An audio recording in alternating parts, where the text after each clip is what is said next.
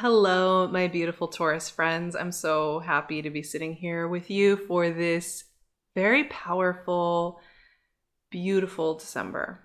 I feel really passionately, actually, of claiming this December as something loving for us all and something that is meant to be honoring of wherever we are in our journey. There is no right place to have landed or accomplished anything here in December. There's no reason for this to be like an end point or a beginning point, and there's no all the pressure of the calendar and of any of the transits I even discussed today. We're going to just leave that at the door, because I really think that one of the important things in preparing for 2022 and just opening up to some of this energy is thinking about the way we work with all of these tools in new ways, thinking about the way we work with ourselves and our energies in new ways, and really reworking that for each of our own paths. And that's a big theme actually here. I do have to say that when I look at some of the things happening for Taurus in December, it is a powerful time. We have the second of two eclipses on December 4th in Sagittarius. This is 8th house transformational energy for you, skin shedding time. And this is following up on the Taurus full moon lunar eclipse that happened in your sign. So eclipse season has been in general a release refresh time and for Tauruses, right? But not only that, we also have Venus retrograde happening in Capricorn, your fellow earth sign. That begins on the 19th and will go through January 28th. And this is 9th house big vision energy, how you want to. It's like the philosophizing about your life. What is that philosophy? What are your life philosophies? And I'm going to get into that again in just a moment. But the third thing that I really wanted to mention here in the context of December, keep our conversation focused, is that Saturn in Jupiter is going to do its final square with Uranus in your sign. There's been 3 big ones in 2021. This is the final one. And it's closing out a cycle of challenge here, of asking deep questions and really reviewing what it is we want to be using our energy for in this life. So in general, you can see how this is really a time of just taking a breath for Taurus and looking around and seeing, what is true for me and what I want to bring into my work? What is true for me and what I want to expand upon in this world? And some of the questions that came up for me when I thought about some of the transits moving through, and also I just want to mention that this is our last full month with the north node of the moon in Gemini. Next month, when we meet again, the north node is going to be moving into your sign. And so this is a really important prep time for you as well, just opening up to what you're going to be expanding into with the north node in your sign. It acts like a big old spotlight, the north node does. And it will expand and illuminate your life and show you the things that are working, showing you the things that want to leave. I mean, this is kind of on top of all that Uranus energy. However, this is what I want to say. I'm not trying to freak you out and say that everything's going to be stressful and chaotic. It's more just that you'll be able to see very clearly what's working for you, how you want to shift it, what you want that to look like. So here in December, some of the questions that came up for me as I was feeling through Taurus energy were things like, what stories do you have about what's a valuable day and what creates value for you, right? Like, do you value yourself when you're resting? Do you value yourself when you're taking time, or when you have to set a boundary, or when you can't pick up that phone and you can't send those extra texts? Do you value yourself when, maybe you have an idea of a project in your mind or a place you think you're supposed to be at already, and maybe you're at a different part in that process than your your analytical mind has decided it should be. We want to ask questions about how we value ourselves, and if we value ourselves just based on accomplishing the goals and getting to the thing and making the things happen, or are we valuing ourselves on something deeper and something more everlasting. So I think because your ruling planet is going retrograde this month, because we're preparing for the North Node to be in your sign, because the eclipses are so personal to you this season, because we're hitting into a solstice that opens up Capricorn season, there's a lot of energy here just having you ask those questions, because I find this very insidious and sneaky, this whole idea of like what a valuable life is, because we can be very loving and giving to everybody else and being like, of course they should rest. Of course they should make those shifts and take care of themselves. Like, I love that for my friend or that person, that acquaintance. And then when it comes to ourselves, we're like, well, other people are allowed to rest. Other people are allowed to have value no matter what, but I only have value if A, B, C, and D. Right? So this is a really, really great time to review that, especially during Venus retrograde, I think, and to redefine that for yourself really intentionally at this time. I also just think, okay, a card wanted to come out. It was the 10 of Swords. Our dear friend, the 10 of Swords, makes a lot of sense. We've got that eclipse in the 8th house, which is about transformation. We have this Venus retro, which is a time of reflection.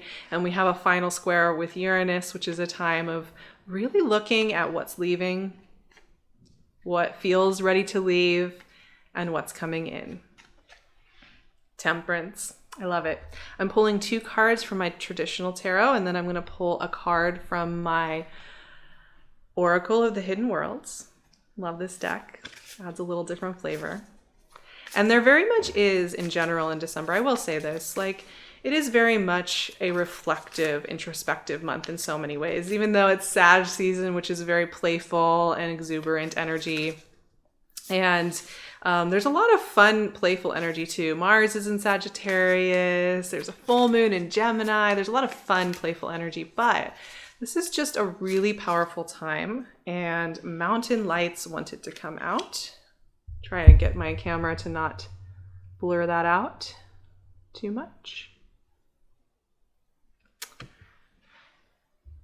We'll talk about that card in just a moment. This is a really great time to just observe, prepare, release, journal, just take some time with it. Don't be in a rush. There's no need to be in a rush. But let's talk about these cards because they're a really interesting combo. And I think it's a combo that makes a lot of sense. So, 10 of Swords. 10 of Swords is the close out of a cycle, right? This is about something completing, finishing, ending, closing out. And it's interesting. I actually have my North Node in Taurus, and it's one of the ways I think I connect with Taurus very, very naturally and easily. And so I often feel like I'm kind of on this ride with you all. And I have already here at the end of November when I'm sitting here with this chat, thinking about the way things have changed, the way I've changed, you know, like I've lost a version of myself that existed like a year ago. And for the most part, it was a costume, right? It was the expectations of how I had to perform or how I had to show up or how I had to teach or how I had value based on how I was showing up and wearing the costume, right? But also just the way some of my friendships have changed and the way that my approach to life has changed. It's these subtle things that feel very overwhelming sometimes when they're seen as a whole. And I think 10 of Swords is really an opportunity to take a moment to acknowledge that. Take a moment to acknowledge how much you've changed, how much things have shifted, where things have been lost, like that, you know, it's time and it feels right. Just let yourself process. I think 10 of Swords is such an important moment to just do that. Just take some time to do that. Now that's also opening up Temperance energy. Temperance is about reharmonizing and rebalancing. This is magical alchemy, angelic alchemy, right? So a lot of times this card will be shown, like, it speaks to tempering like a really hot fire or to warming up a cold liquid, right? Tempering like we do with an egg in a recipe or something. And so here's where also a really great review with this solstice, with your ruling planet Venus being retrograde, with eclipse season. This is a really great time to, if you have a burner on too hot on something, right? Like you've been overdoing it with some project or some aspect of yourself or something, notice if you're burning out there, turn down that heat a little bit. And if there's some part of you that's been left maybe out in the cold a little bit, off to the side, that's been wanting to be expressed, maybe turn on the burner a little bit. Temperance is really about inviting us to rebalance, reharmonize, check in with what our levels are, right, on our mixing board, and really taking the time to actually look at that. Not even, we get into normal routines, and then because they're normal routines, we forget that maybe the levels are not going to serve us perfectly well all the time. Like we're not going to want to have the bass turned up when it's not, a house party. We want it, maybe want a little bit more treble and a little less bass when we're listening to some music, some calming music while we're working on a project in the afternoon, right? So we want to adjust our volumes and our temperatures based on where we are now, who we are now, not what's just familiar, not just what we expect of ourselves, because this is who I am and this is how it has to be. So there's an invitation with both of these cards to just really take a look around. Don't be afraid to be honest with yourself. It doesn't mean you have to go around announcing it to everybody, changing your life, burning things down, building things up. I think a really important thing is knowing that we're safe with ourselves enough to have those honest moments of self-reflection, journaling, talking out loud to ourselves, however you do it, that allow you to say what's really true for you. Even if it's something that you're not quite ready to share with the people around you or in the world, just being able to have that moment with yourself is huge. So I think it's more about that this December than it is about like the exposition and the exhibition of whatever truths you are coming to during the next couple of months.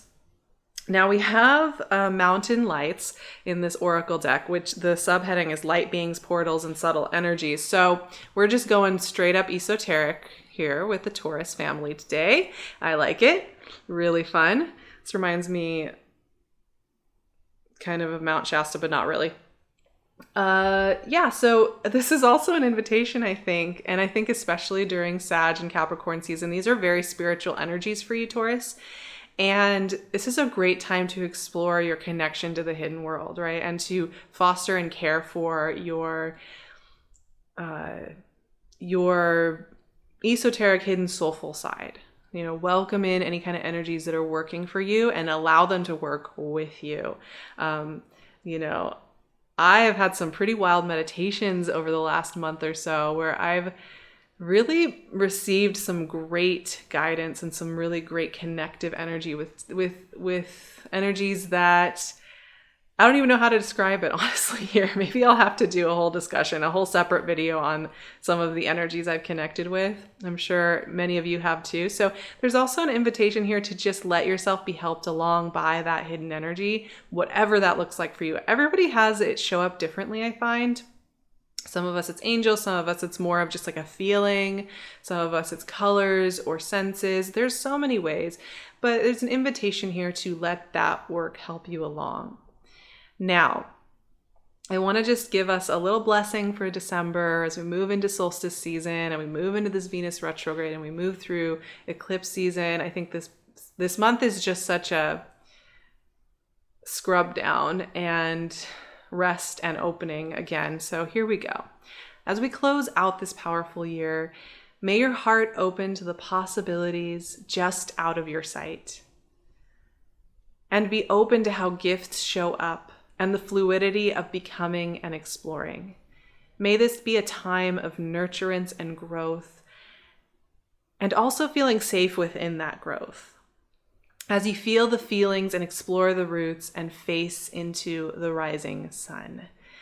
I think we explore those roots, we explore those root beliefs, we explore ourselves, we explore the energies we want to tap into, explore who we are really wanting to become, we explore our settings. All of these things are very vulnerable.